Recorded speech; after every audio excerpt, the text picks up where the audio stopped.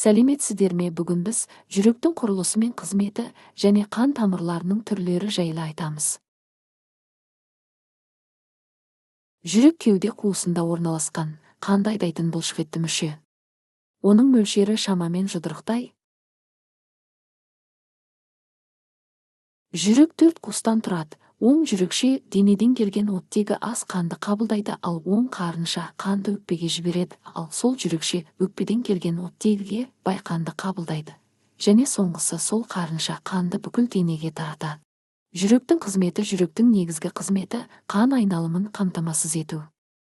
Жүректің негізгі қызметтері қанды өкпеге жіберіп, оттекпен қанықтыру және қанды бүкіл денеге тарату, ұлпаларға оттек пен қоректік заттарды жеткізу және зиянды заттарды шығаруға көмектесу. Ең қызығы, жүрек тәулігіне шамамен 100 рет соғады. Жүрек жұмысы 3 кезеңнен тұрады. Біріншісі жүрекшелердің жиырылуы, екіншісі қарыншалардың жиырылуы, үшіншісі жүректің босаңсуы.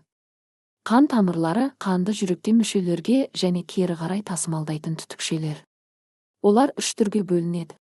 Біріншісі артериялар. Артерия қанды жүректен мүшелерге алып шығатын тамыр. Ерекшеліктері: қабырғасы қалың және серпімді, қан жоғары қысыммен ағады, көбіне оттекке бай қан тасымалдайды. Екіншісі веналар. Вена қанды мүшелерден жүрекке қайта келетін тамыр. Ерекшеліктері: біріншісі қабырғасы жұқа, екіншісі қысым төмен, ішінде қақпақшалар бар, яғни қан кері ақпау үшін веналар көбіне оттегі аз қанды тасымалдайды. Және де соңғысы қылтамырлар. Қылтамыр ең ұсақ қан тамырлары.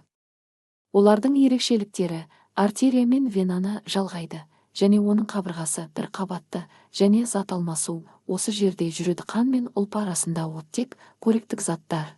Қан тамырларының маңызы: қан тамырлары біріншісі оттек жеткізеді, екіншісі қоректік зат тасымалдайды, үшіншісі зиянды заттарды әкетеді және соңғысы дене температурасын реттейді. Ендеше қош сау болыңыздар. Назарларыңызға рахмет.